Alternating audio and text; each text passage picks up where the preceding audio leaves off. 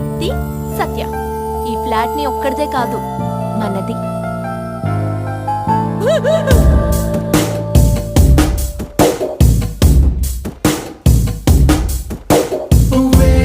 నన్ను తాకితే నవ్వే